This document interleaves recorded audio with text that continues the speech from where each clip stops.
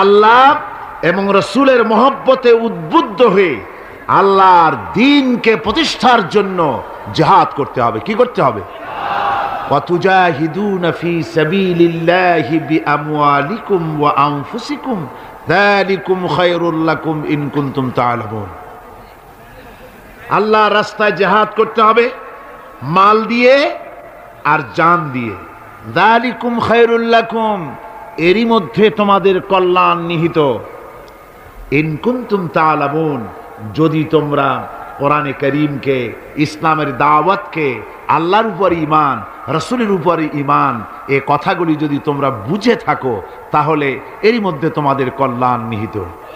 আজকে আমরা আলোচনা করব জিহাদের উপরে। এই জিহাদকে ফরজ করা হয়েছে।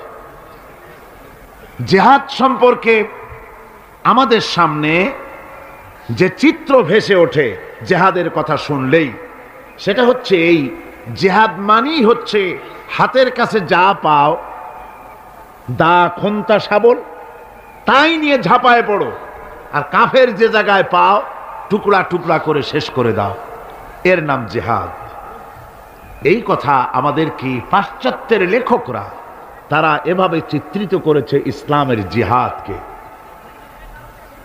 এটা কি ফার্সিতে বলা হয়েছে ওয়ালাকিন কালামদার কাফে দুশমন আস্ত, দুশমনের হাতে কলম ছিল, যেমন খুশি তেমন ইসলামের ইতিহাসকে তারা বিকৃত করেছে। জিহাদ এটি হারবের প্রতিশব্দ নয়, জিহাদ এটি এর প্রতিশব্দ নয়, জিহাদ এটি যুদ্ধের প্রতিশব্দ নয়। হারবুন মানে যুদ্ধ, ওয়ার মানে যুদ্ধ, আর আরবি জিহাদ মানে যুদ্ধ নয়। আরবিতে জিহাদের আবিধানিক এবং পারিভাষিক অর্থ হচ্ছে এই, ভালো করে বুঝুন। জিহাদ শব্দের আবিধানিক এবং পারিভাষিক অর্থ হচ্ছে এই যে যে কোনো উদ্দেশ্যকে সফলতার শীর্ষে পৌঁছে দেওয়ার জন্যে যে প্রাণান্তকার প্রচেষ্টা চালানো হয়, ওই প্রচেষ্টার আরবি নাম হচ্ছে জিহাদ। এই আরবি নামটি কি? জিহাদ। আমি আল্লাহর দ্বীন কায়েম করতে চাই, এজন্য যে আল্লাহ পাক আমাকে যদি শক্তি দিয়ে থাকেন অর্থ খরচ করা, আমার যদি টাকা কড়ি থাকে, এই রাস্তায় টাকা খরচ করা হচ্ছে আমার মালি জিহাদ। এই রাস্তায় যদি আমি বক্তব্য রাখতে পারি, তো আমি যদি বলিষ্ঠ কণ্ঠে আল্লাহর দ্বীন কায়েমের সংগ্রামের পথে যদি কথা বলতে পারি, এটা আমার বক্তব্যের জিহাদ। আল্লাহ যদি আমাকে শক্তি দিয়ে থাকেন কলমের, আমি যদি ইসলামের সপক্ষে দ্বীন প্রতিষ্ঠার লক্ষ্যে যদি আমি লিখি, এটা আমার কলমের জিহাদ, আমার চিন্তার জিহাদ, আমার মেধার জিহাদ, আমার প্রজ্ঞার জিহাদ। সর্বশেষ যদি এই আন্দোলনকে পরিচালিত করতে গিয়ে যদি সশস্ত্র হামলার মোকাবেলা করতে হয়, তাহলে সশস্ত্রভাবেই মোকাবেলা করাটাই হচ্ছে জিহাদের চূড়ান্ত রূপ। এটা প্রাথমিক পর্যায়ে নয়। জিহাদ অর্থই এটা নয় যে লাঠি ঠ্যাঙ্গা নিয়ে যারে পান ইসলাম মানে না ওর মাথা ভাঙ্গে দেন, এরকম নয়। আল্লাহ পাক তা বলেননি। কোরআনে কারীমে রব্বুল আলামিন বলেছেন, রাসূল পাক সাল্লাল্লাহু আলাইহি ওয়াসাল্লামকে বলেছেন, ইন্নামা আনতা মুযাক্কিরুল লাস্তা আলাইহিম বিমুসাইতির। হাবিব, আপনি একজন উপদেশক, উপদেশের কথাগুলি মানুষকে শোনান। আপনাকে দারোগা করে লাঠি চার্জ করার জন্য মানুষের সামনে দারোগা হিসেবে পাঠানো হয়নি, মানুষকে হেদায়েতের বাণী শোনান।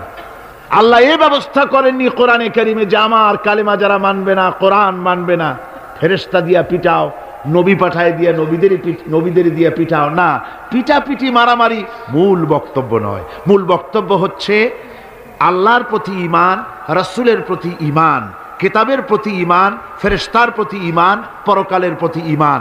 এই ঈমানকে প্রতিষ্ঠিত করতে হবে পৃথিবীর বুকে, সেজন্য সংগ্রাম করতে হবে। সেই সংগ্রাম যত প্রকারেরই হোক সবগুলি জিহাদের অন্তর্ভুক্ত। সবগুলি কি? জিহাদের অন্তর্ভুক্ত। কিন্তু আজকে পৃথিবীর ইহুদি আর খ্রিস্টানেরা যে যুদ্ধ করছে বিভিন্ন জায়গায়, ওই যুদ্ধ হচ্ছে রাষ্ট্র দখলের জন্য, দেশ দখলের জন্য। মুসলমানেরা স্বার্থ সিদ্ধির জন্য, দেশ দখলের জন্য জেহাদ করে না। জেহাদ সম্পর্কে যে ধারণার, কুধারণা এবং মিথ্যা ধারণার সৃষ্টি করা হয়েছে তার কারণেই যে ওরা জানে না মুসলমান কি। ওরা ইসলামকে মনে করে শুধুমাত্র একটি ধর্ম, আর মুসলমানদেরকে মনে করে একটা জাতি। আমাদেরকে প্রথমে কথা বিশ্বাস করতে হবে, মুসলমান কোনো গতানুগতিকভাবে কোনো জাতির নাম নয়, আর ইসলাম গতানুগতিকভাবে কোনো ধর্মের নাম নয়। ইসলাম তাহলে কি? ইসলামটা যেমন হিন্দু ধর্ম, খ্রিস্টান ধর্ম, ইসলাম কি তেমন একটি ধর্ম? না। ইসলাম হচ্ছে as a complete code of life. Islam হচ্ছে মুকাম্মাল নিজামে হায়াত, একটি পরিপূর্ণ জীবন ব্যবস্থার নাম হচ্ছে ইসলাম। আর মুসলমান গতানুগতিকভাবে কোনো জাতির নাম নয়, যেমন হিন্দু, খ্রিস্টান, বৌদ্ধ, ইহুদি, নাসারা, মজুসি যেমন জাতির নাম, মুসলমান তেমন গতানুগতিকভাবে কোনো জাতির নাম নয়। হিন্দু জাতি কাকে বলে? তো বলা হবে 12 মাসে যারা 13 পূজা করে ওরাই হচ্ছে হিন্দু জাতি। খ্রিস্টান কাদের বলে? যারা রবিবার দিন গির্জায় যায় তাদেরকে বলা হয় খ্রিস্টান জাতি। তো ইহুদি কারে বলে?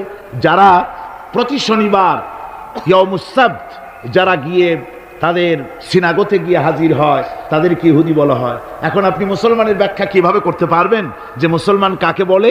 জবাব হবে যারা শুক্রবার দিন মসজিদ যায়, নামাজ পড়ে, রোজা রাখে, ওরাই মুসলমান। জবাব ঠিক হলো না? জবাব ঠিক হলো না। ইসলাম হচ্ছে একটি বিপ্লবী মতবাদ, একটি পূর্ণাঙ্গ জীবন ব্যবস্থা। আর এই জীবন ব্যবস্থাকে যারা দুনিয়ার বুকে প্রতিষ্ঠিত করতে চায় সেই রেভলিউশনারি পার্টির নাম হচ্ছে ইসলাম, মুসলমান। সেই দলের নাম কি? মুসলমান। এই মুসলমানেরা পৃথিবীর বুকে তারা যুদ্ধ করে না স্বার্থ হাসিলের জন্য, দেশ দখল করার জন্য তারা যুদ্ধ করে না। তাদের স্ট্রাগল, তাদের সংগ্রাম হচ্ছে আল্লাহর বিধান জমিনের উপরে প্রতিষ্ঠা করা। এই জন্য রাসূল পাক বলেছেন জিহাদ হচ্ছে সর্বোত্তম ইবাদত। সর্বোত্তম ইবাদত কি? রাসূল করিম সাল্লাল্লাহু আলাইহি ওয়াসাল্লাম বলেছেন, আন আবি যার রাদিয়াল্লাহু তাআলা আনহু قال قلت يا رسول الله اي العمل افضل قال ايمان بالله। আমি জিজ্ঞেস করলাম রাসূলকে, হযরতে আবু যর রাদিয়াল্লাহু তাআলা আনহু বলছেন আমি রাসূলকে জিজ্ঞেস করলাম, হে আল্লাহর রাসূল সবচেয়ে উৎকৃষ্ট আমল কোনটি? হুজুর বললেন আল্লাহর প্রতি ঈমান, আর তারপরে হচ্ছে ওয়াল জিহাদু ফি সাবিলিল্লাহ, রাওয়াহু মুত্তাফাকুন আলাইহি। হুজুর সাল্লাল্লাহু আলাইহি ওয়াসাল্লাম বলছেন আল্লাহর প্রতি ঈমানের পরে আল্লাহর রাস্তায় জিহাদ করা হচ্ছে সর্বোত্তম ইবাদত। এই জিহাদের উদ্দেশ্য হবে মানব সমাজে আল্লাহর আইন প্রতিষ্ঠিত করা। যেহেতু আল্লাহর আইন প্রতিষ্ঠিত না হওয়া পর্যন্ত সমাজের মধ্যে অন্যায়, অসত্য চলতে থাকে, মানুষের উপর জুলম চলতে থাকে। এই জন্য জিহাদ হবে, যত জায়গায় জিহাদের কথা আছে জিহাদ ফি সাবিলিল্লাহ বলা হয়েছে। জিহাদ কার পথে? আল্লাহর পথে। আল্লাহ রাব্বুল আলামিন কোরআনে কারীমের মধ্যে বলেছেন الذين آمنوا يقاتلون في سبيل الله। যারা নাকি ঈমানদার, যারা মুমিন, তারা সংগ্রাম করে, তারা লড়াই করে, আমি আল্লাহর পথে আমার দিন প্রতিষ্ঠার জন্যই তারা লড়াই করে। এরা হলো মুমিনের এটাই পরিচয়, আমার বিধানকে প্রতিষ্ঠা করার জন্য তারা সংগ্রাম করে। ওয়াল্লাযীনা কাফারু ইউকাতিলুনা ফি সাবিলিত তাগুত। আর যারা নাকি কাফের, যারা মহাসত্যকে অস্বীকার করেছে, কেবলমাত্র ওরাই তাগুতের মতবাদকে প্রতিষ্ঠিত করার জন্য তারা সংগ্রাম চালায়। তাহলে মুমিন সংগ্রাম করে কার পথে? আল্লাহর পথে। আর কাফের সংগ্রাম করে কার পথে? তাগুতের পথে। তাগুত কাকে বলা হয়?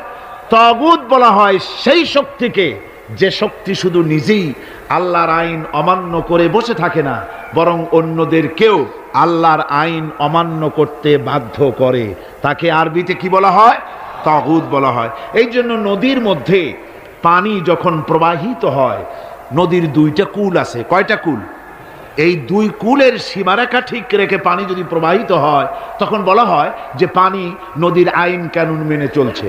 কিন্তু যখন দুকুল ছেপে পানি প্লাবিত হয়ে জনপদকে ডুবিয়ে দেয় তখন আরবিতে বলা হয় তগাল বাহার, অর্থাৎ সমুদ্রের মধ্যে দরিয়ার ভিতরে সীমা লঙ্ঘনকারী শক্তির সৃষ্টি হয়েছে। দেখুন হযরত মূসা আলাইহিস সালামকে আল্লাহ রাব্বুল আলামিন তাকে বলছেন, ইযহাব ইলা ফিরআউনা ইন্নাহু তাগাব।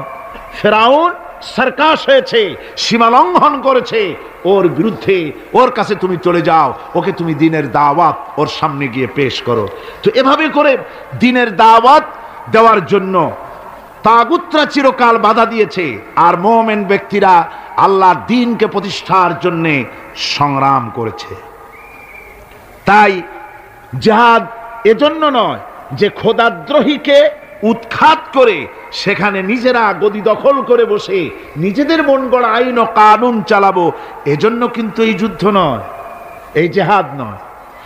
এই জিহাদকে এই জন্যই সর্বোত্তম ইবাদত করা হয়েছে, যেহেতু এই জিহাদ করে মানুষের উপর থেকে মানুষের প্রভুত্ব খতম করার জন্যই এই জিহাদ হবে। ইসলামের সর্বশ্রেষ্ঠ বিপ্লবী আহ্বান, এই কোরআনের মধ্যে যে বিপ্লবী আহ্বান জানানো হয়েছে, সে বিপ্লবী আহ্বান মুসলমানদের জন্য শুধু নয়, গোটা বিশ্ববাসীর জন্য। জিহাদটা কি জন্য শুনুন। কোরআনে কারিমে রব্বুল আলামিন যে আহ্বান জানিয়েছেন তামাম পৃথিবীর মানুষদেরকে, সে আহ্বান হচ্ছে ইয়া আইয়ুহান নাসু উবুদু রাব্বাকুমুল্লাযী খালাকাকুম ওয়াল্লাযীনা মিন ক্বাবলিকুম লাআল্লাকুম তাত্তাকুন। হে মানব সকল, আনুগত্য করো, উবুদু রাব্বাকুম আয় আতিউ রাব্বাকুম, গোলামি করো, আনুগত্য করো, দাসত্ব করো তোমার রবের, সেই রবের যিনি তোমাদেরকে সৃষ্টি করেছেন, সেই রবের আনুগত্য করো জীবনের সকল ক্ষেত্রে। এটাই কোরআনে কারীমের বিপ্লবী দাওয়াত গোটা পৃথিবীর মানুষের সামনে।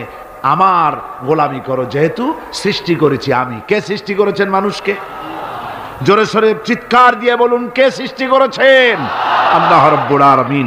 এই জন্য মানুষের স্বস্তি, মানুষের স্বাধীনতা, মানুষের শান্তি, মানুষের নিরাপত্তা, মানুষের খেয়ে পরে সুখে শান্তিতে বসবাস করার গ্যারান্টি হচ্ছে আল্লাহর গোলামির ভিতরে। আল্লাহর গোলামি যারাই করবে তারাই শান্তি লাভ করবে। কোরআনে কারীমে রব্বুল আলামিন এ কথাটি এভাবে বলেছেন, আফাগায়রা দীনিল্লাহি ইয়াবগুন ওয়ালাহু আসলামা মান ফিস সামাওয়াতি ওয়াল আরদি তাওআন ওয়া কারহা। আমার দেওয়া জীবন ব্যবস্থাকে ছেড়ে দিয়ে তোমরা কি অন্য কোনো মতবাদ খোঁজো নাকি? ওয়ালাহু আসলামা মান ফিস সামাওয়াতি ওয়াল আরদ, অথচ আকাশে যা কিছু আছে, জমিনে যা কিছু আছে, সব আমার আইন মানে, তাই সব শান্তিতে আছে। জোরে বলেন সুবহানাল্লাহ। তাওআন ওয়া কারহা, ইচ্ছায় হোক অনিচ্ছায় হোক, আকাশ জমিন অন্তরিক্ষ পাহাড়ের মধ্যে দরিয়ার মধ্যে যেখানে যা কিছু আছে সব আইন মানে কার? আর সেজন্যই শান্তি। এই শান্তি প্রতিষ্ঠার জন্যে পৃথিবীর মানুষ বহুত চেষ্টা করেছে, কিন্তু শান্তি অর্জন করতে পারে নাই। পেরেছে? পারে নাই।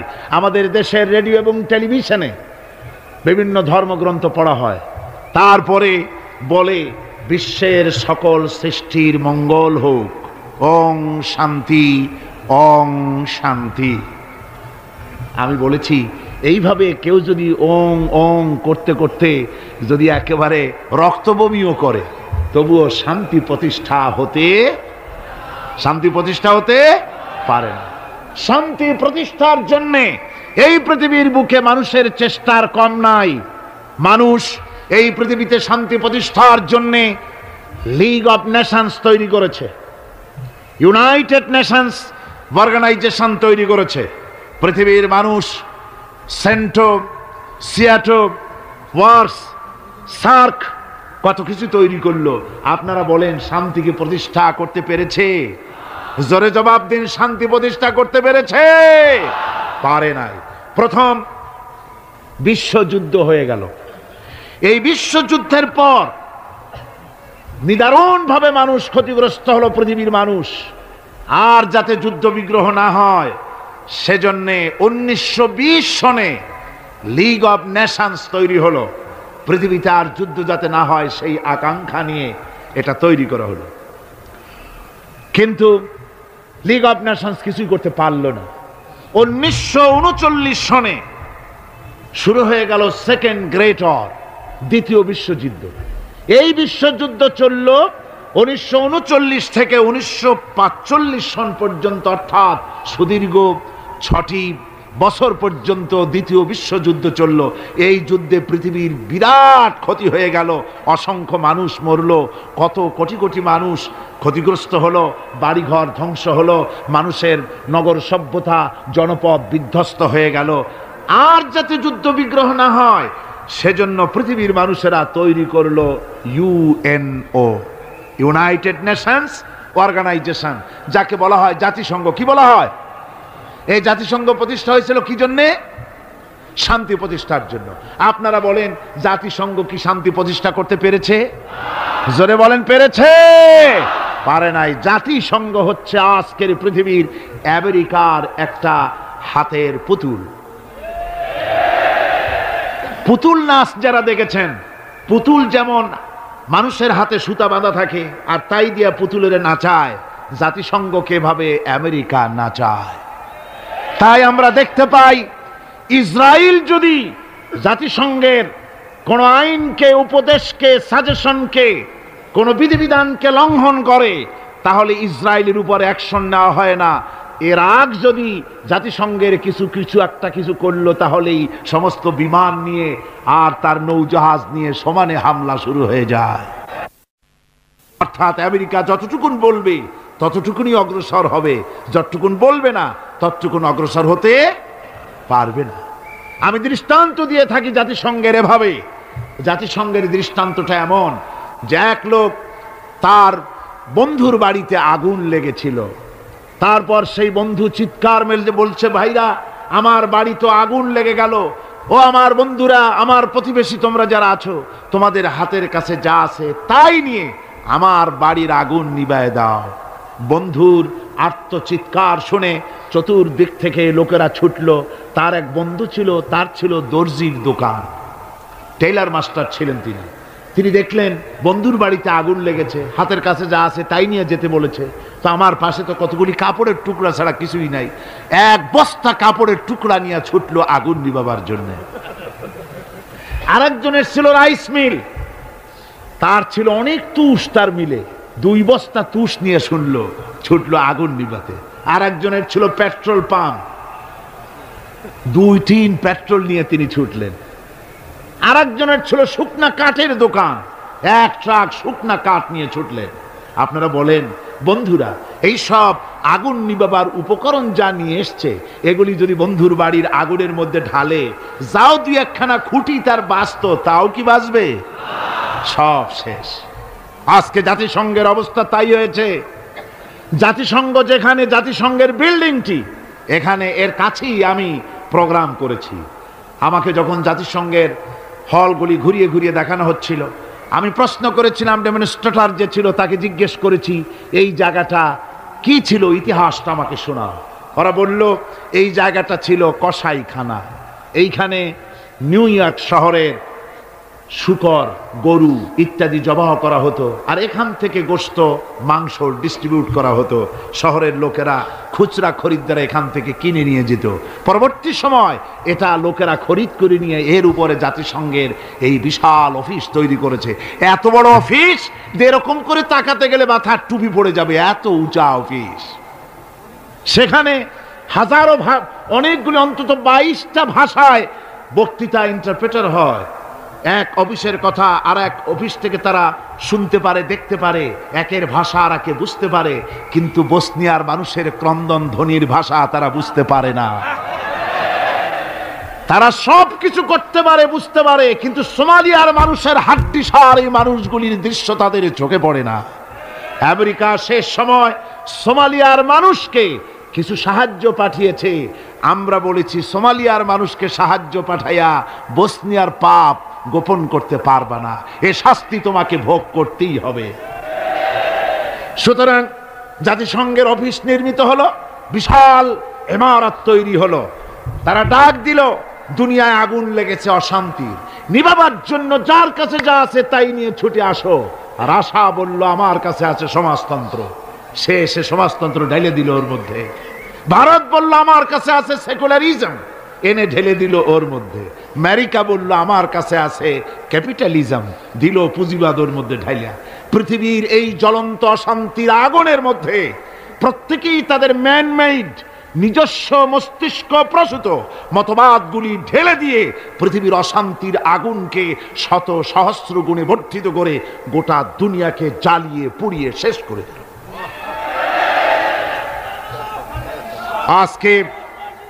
আজকে যদি মুসলমানদের শান্তি পেতে হয়, তাহলে খ্রিস্টান আর ইহুদিদের জাতিসংঘের মুখে লাথি মেরে মুসলমানদের জাতিসংঘ করতে হবে।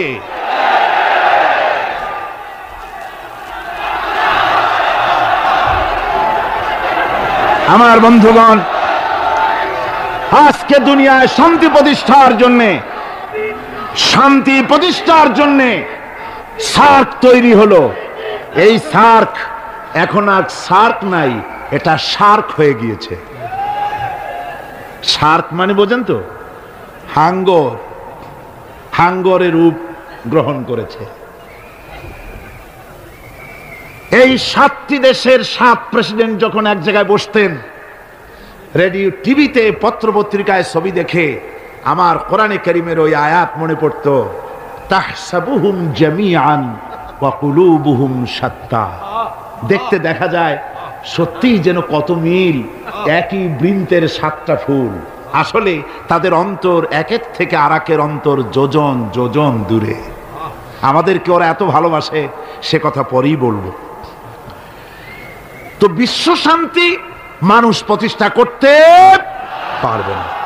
বিশ্ব শান্তি প্রতিষ্ঠার জন্য আল্লাহ রাব্বুল আলামিন স্থায়ী পরিকল্পনা দান করেছেন। রব্বুল আলামিন বলেছেন, তাআলাউ ইলা কালিমাতিন সাওয়াইম বাইনানা ওয়া বাইনাকুম আল্লা না'বুদা ইল্লাল্লাহ।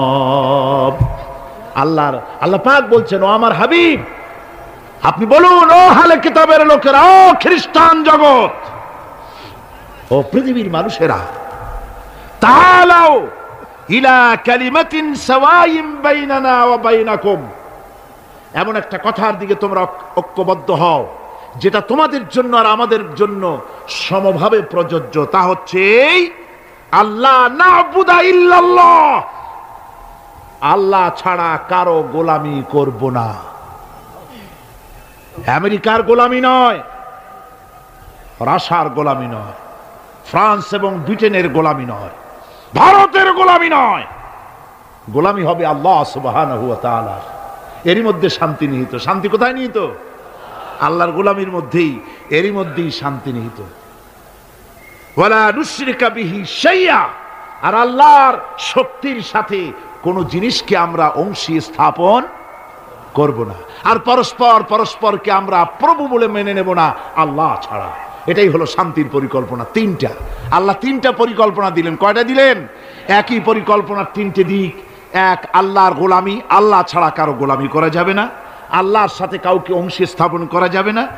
ওয়ালা ইয়াত্তাখিযা বা'দুনা বা'দান আরবাবাম মিন দুনিল্লাহ, আর আল্লাহ ছাড়া কাউকে প্রভু বলে মানা যাবে না। আল্লাহ ছাড়া কাউকে সুপার পাওয়ার বলে আমরা মানি না। সুপার পাওয়ার আকাশে জমিনে একজনই আছেন, তার নাম কি? জোরে বলেন, তার নাম কি? ওই আল্লাহ রাব্বুল আলামিন বলেছেন, ইনিল হুকমু ইল্লা লিল্লাহ। হুকুম, আইন একমাত্র আল্লাহরই চলতে পারে মানুষের উপরে, আর কারণে। আলা লাহুল খালকু ওয়াল আমর, সৃষ্টি যার, আইন চলবে সেই আল্লাহ রাব্বুল আলামিনের। মানুষের এই কথা কেন আমাদের মাথার মধ্যে ঢোকে না? আমাদের মাথার মধ্যে এই কথা আসা দরকার। এই পৃথিবীতে কই একটা গরু তো আর একটার গরুর আইন মানে না।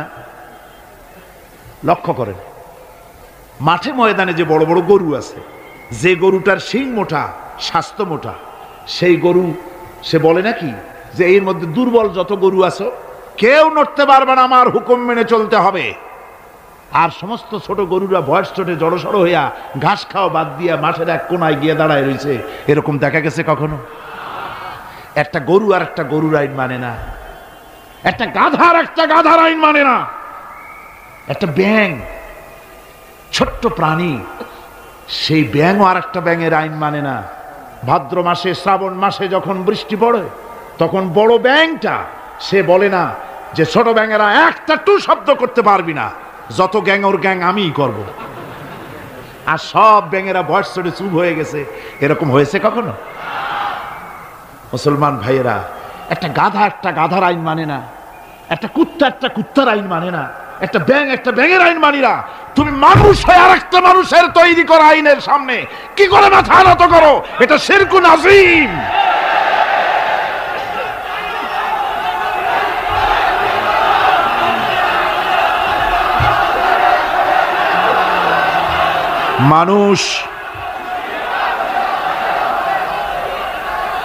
মানুষ কেবলমাত্র আল্লাহ রাব্বুল আলামিনের, আল্লাহ সুবহানাহু ওয়া তাআলার আইনকেই মানতে হবে, আর কারো আইন মানা যাবে না। এমন কি যেসব নেতারা আল্লাহর আইনকে মানতে বাধ্য করে না, সেসব নেতাদের নেতৃত্ব মানা। আল্লাহ রাব্বুল আলামিন কোরআনে কারীমের মধ্যে বলেছেন, ওয়ালা তুতিউ আমরাল মুসরিফিনা আল্লাযীনা ইউফসিদুনা ফিল আরদি ওয়ালা ইউসলিহুন। আল্লাহ পাক বলেন, ওই সব নেতাদের আনুগত্য মোটেও করো না যারা নাকি জমিনের উপরই বিপর্যয় সৃষ্টি করে, ফাসাদ সৃষ্টি করে, আর সংশোধনমূলক কোনো কাজ করে না। ওই সব নেতাদের কোনো কথা তোমরা মেনো না, তাদের অনুসরণ করো না। আইন মানা তো দূরের কথা, ওদের আনুগত্যও করো না। আল্লাহ পাক আরো বলেছেন, আলা লানাতুল্লাহি আলা যালিমিনা আল্লাযীনা ইয়াসুদ্দুনা আন সাবিলিল্লাহি ওয়া ইয়াবগুনাহা ইওয়াজা। আল্লাহর লানত, আল্লাহর অভিসম্পদ ওই সব নেতাদের উপরে যারা নাকি আল্লাহর সহজ রাস্তাকে জটিল এবং বক্র করে দেয়, যারা আল্লাহর আইন মানুষকে মানার ব্যাপারে বাধ্য করে না, বরং আল্লাহর আইন মানুষ যাতে না মানে সেই চেষ্টাই যারা করে। আল্লাহর রাস্তায় ওয়াসুদ্দুন আন সাবিলিল্লাহ, আল্লাহর রাস্তায় যারা ইসলামী আন্দোলনের সামনে, আল্লাহর দ্বীনের সামনে যারা প্রতিবন্ধকতার সৃষ্টি করে, আল্লাহ বলেন তাদের উপরে আল্লাহর লানত, তাদের উপরে আল্লাহর কি লানত। এই জন্য কোরআনে কারীম বলছে এই সমস্ত নেতৃত্ব খোদা বিরোধী নেতৃত্ব, আল্লাহদ্রোহী নেতৃত্ব যেখানেই প্রতিষ্ঠিত হয় সেখানে তারা দুইটা কাজ করে। যেখানে ইসলাম থাকে না সেখানে তারা যদি ক্ষমতা দখল করে দুইটা কাজ করে। কয়টা কাজ? কোরআনে রব্বুল আলামিন কোরআনে কারীমে বলেছেন, ইন্নাল মুলুকা ইযা দাখালু কারিয়াতান আফসাদুহা ওয়া জাআলু আইজ্জাতা আহলিহা আযিল্লা ওয়া কাযালিকা ইয়াফআলুন। আল্লাহ রাব্বুল আলামিন বলেন, এই ধরনের লোকেরা যখন কোনো জনপদের মধ্যে প্রবেশ করে, যাদের মন মগজের মধ্যে আল্লাহ নাই, রসুল নাই, দিন নাই, ঈমান নাই, এই চরিত্রের লোকেরা যখন কোনো দেশকে দখল করে বা ক্ষমতায় যায়, তখন তারা দুই দফা কাজ করে। কয় দফা? দুই দফা কাজ করে। তার একটা দফা হলো তারা সেই সমাজের ভিতরে সম্মানিত লোকগুলিকে বেইজ্জত করে, লাঞ্ছিত করে, আর সমাজের ভিতরে ফাসাদ বরপা করে দেয়। বাস্তব কিনা বলেন? এই বাস্তবতা কি সন তারিখ দিয়ে বুঝাই দেওয়া লাগবে আপনাদেরকে? মানুষেরা আল্লাহ রাব্বুল আলামিন সাফ করে বলছেন, এরা যখন ক্ষমতায় যায় দুই দফা কাজ করে, দেশের সম্মানিত লোকগুলিকে বেইজ্জত করে দেয়। তারা লাঞ্ছিত করে, আর সমাজের মধ্যে বিপর্যয় ফাসাদ সৃষ্টি করে দেয়। মারামারি, কাটাকাটি, ব্যাংক লুট, মানুষ হত্যা, চতুর্দিকে ত্রাস সৃষ্টি করে তারা। পক্ষান্তরে আল্লাহ রাব্বুল আলামিন বলেন, পক্ষান্তরে যারা আমার দ্বীন কায়েম করে, আমার মুমিন বান্দারা, কোন দেশ যদি দখল করে, কোন দেশে যদি আমার ইসলাম কায়েম হয়ে যায়, তখন আমার বান্দারা 4 দফা কাজ করে। কয় দফা? আল্লাযীনা ইম্মাক্কান্নাহুম ফিল আরদ আকামুস সালাত ওয়া আতাউয যাকাত ওয়া আমারু বিল মারুফি ওয়া নাহাউ আনিল মুনকার। আমার বান্দারা, মুমিনেরা, তারা যদি ক্ষমতা পায়, কোন দেশে যদি তারা যেতে পারে, ক্ষমতা দখল করে, তাহলে তারা 4 দফা কাজ করে। প্রথম দফা হচ্ছে তারা ক্ষমতা নিয়েই নামাজ প্রতিষ্ঠা করে। কি প্রতিষ্ঠা করে? প্রথম কাজই হলো তারা নামাজ প্রতিষ্ঠা করে। তারপরে তারা সেখানে যাকাত আদায় করে। প্রথমে নামাজ প্রতিষ্ঠা করে, 2 নম্বরে যাকাত আদায় করে, 3 নম্বরে মানুষকে সৎ কাজের আদেশ দেয়, 4 নম্বরে অসৎ কাজ থেকে মানুষকে বিরত রাখে। এই 4টি কাজ করে মুমিনেরা ক্ষমতায় গেলে। আর যাদের চিন্তায়, চেতনায় কোরআন নাই, আল্লাহ নাই, রসুল নাই, ঈমান নাই, ওরা যদি ক্ষমতায় যায়, 2 দফা কাজ করে। সম্মান ওরা লোকগুলোকে বেইজ্জত করে দেয়, জেল ভরে সব সম্মানিত লোক দিয়ে, বাড়িঘর লুটপাট করে সব সম্মানিত লোকদের, তাদেরকে জ্বালাবতন করে দেয়, আর সেখানে বিপর্যয়, মারামারি সৃষ্টি করে দেয়। এই জন্যে দুনিয়ায় যত পয়গম্বর এসেছেন, সমস্ত নবীরা তারা মানুষের কাছে দাওয়াত পেশ করেছেন। আল্লাহ রাব্বুল আলামিন বলেন, নবীরা দাওয়াত দিয়েছেন, ইয়া কাওমি ইবুদুল্লাহা মা লাকুম মিন ইলাহিন গায়রু। আল্লাহ রাব্বুল আলামিন বলেন, নবীরা যখন দুনিয়ায়, যে নবী এসেছেন, মানুষকে দাওয়াত দিয়েছেন, ইয়া কওমি, হে আমার জাতি, হে আমার সম্প্রদায়, এক আল্লাহর গোলামি করো, তিনি ছাড়া তোমাদের কোনো প্রভু নাই, আইনদাতা নাই, বিধানদাতা নাই, তার আনুগত্য করো জীবনের সকল ক্ষেত্রে। কোরআনে কারিমে মুসলমানদেরকে বলা হয়েছে হিজবুল্লাহ। মুসলমানদেরকে কি বলা হয়েছে? হিজবুল্লাহ। হিজবুল্লাহ মানে কি? আল্লাহর সৈনিক। এই আল্লাহর সৈনিকদের, তাদেরকে আল্লাহ পাক এই পৃথিবীতে তাদের অস্তিত্ব প্রতিষ্ঠিত করেছেন কি কারণে? তার কারণ হচ্ছে রব্বুল আলামিন বলেছেন, কুনতুম খায়রা উম্মাতিন উখরিজাত লিন-নাসি তা'মুরুনা বিল মা'রুফি ওয়া তানহাউনা আনিল মুনকার। কুনতুম খায়রা উম্মাতিন, তোমরাই শ্রেষ্ঠতম জাতি, শ্রেষ্ঠতম দল, মানুষের কল্যাণের জন্য তোমাদেরকে পৃথিবীতে প্রেরণ করা হয়েছে। কাজ কি? তা'মুরুনা বিল মারুফ, মানুষকে ভালো কাজের জন্য উৎসাহিত করো, ভালো কাজের আদেশ দাও। ওয়া তানহাউনা আনিল মুনকার, আর সমস্ত খারাপ কাজ থেকে মানুষকে ফিরায় রাখো।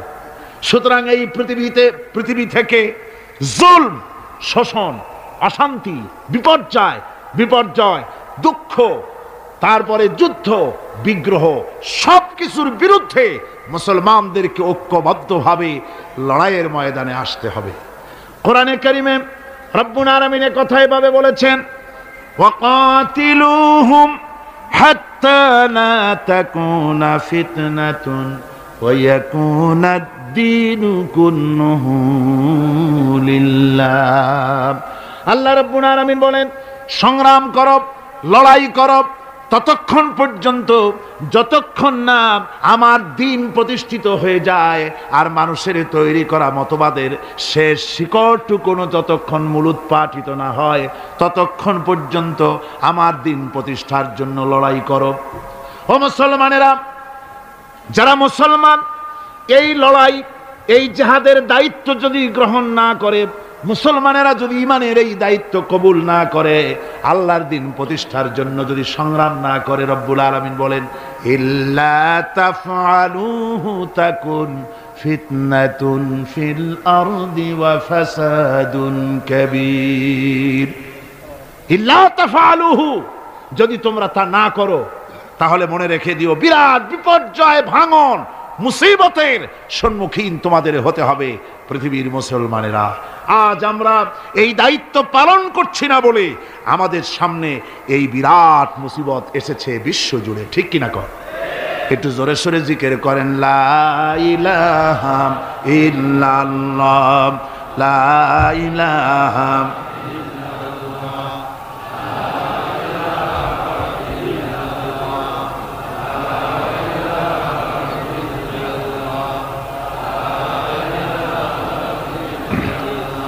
লা ইলাহা ইল্লাল্লাহ মুহাম্মাদুর রাসূলুল্লাহ। আমার এতক্ষণের আলোচনার দ্বারা কথা আমার মনে হয় আপনারা বুঝতে পেরেছেন যে অনৈসলামিক শাসন ব্যবস্থার মূলোৎপাটন করে সেখানে ইসলামী রাষ্ট্র প্রতিষ্ঠা করাটাই হলো মুসলমানদের সবচেয়ে বড় দায়িত্ব। আর এটাই হলো জিহাদের মূল উদ্দেশ্য। কথা বুঝতে পেরেছেন? জিহাদের উদ্দেশ্য কোনো দেশ দখল করে সেখানকার প্রেসিডেন্ট আমরা হব, সেখানের মাল সম্পদ লুটপাট করে নেব, এটা জিহাদের উদ্দেশ্য নয়। জিহাদের উদ্দেশ্যই হলো মানুষের তৈরি করা মতবাদ উৎখাত করে আল্লাহর দ্বীন প্রতিষ্ঠিত করা। এটাই হলো জিহাদের মূল উদ্দেশ্য। আর এই উদ্দেশ্য নিয়ে পৃথিবীর মানুষ যেখানেই মুসিবতে আছে, যে জায়গায় বিপদে আছে, যে জায়গায় কষ্টে আছে, সেখানেই মুসলমানদেরকে ঝাঁপিয়ে পড়তে হবে। রাসূলুল্লাহ বলেছেন পৃথিবীর সমস্ত মুসলমানেরা হচ্ছে কাজাসাদিন ওয়াহিদ, একটা বডির মতো। মুসলমান কি? একটা শরীরের মতো। তার পায়ের তলায় কাটা ফুটলে মাথায় খবর হয়, মাথায় কাটা ফুটলে পায়ের তলায় খবর হয়। কিন্তু পায়ের তলায় কাটা ফুটলে যদি মাথায় টেন না পায়, মাথার চুল ধরে টানলে যদি পায়ে টেন না পায়, তাহলে কি হয়েছে লোকটি? জি, প্যারালাইসিস হয়ে গেছে, পক্ষাঘাত হয়ে গেছে। আমার মুসলমান ভাইয়েরা, বসনিয়ার মুসলমানদেরকে মারা হচ্ছে, বসনিয়ার নারীদেরকে ধর্ষণ করা হচ্ছে, কচি কচি মাসুম বেগুনা বাচ্চাদেরকে জবাই করা হচ্ছে। ওই খবর শুনে যদি আমার কলিজা না কান্দে, কাশ্মীরের মুসলমানদের মসজিদের ভেতরে ভারতের কাফির সৈন্যরা গুলি করে পাখির মতো মুসল্লি, নামাজরত মুসল্লি গুলিকে পাখির মতো শিকার করে দিতেছে, দুনিয়া থেকে বিদায় করে দিতেছে। এ খবর শোনার পর মুসলমানদের কলিজায় যদি আগুন না লাগে, তাহলে মনে করতে হবে ইমানে প্যারালাইসিস হয়ে গেছে, ইমানটাই প্যারালাইসিস হয়ে গেছে।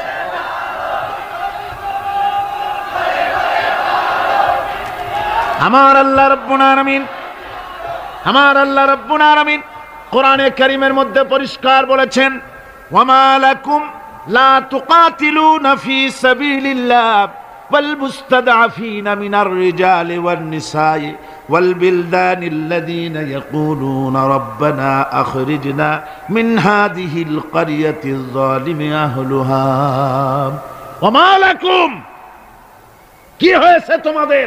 লা তুকাতিলুনা ফি সাবিলিল্লাহ, আমার রাস্তায় কেন সংগ্রাম করো না, কেন লড়াই করো না?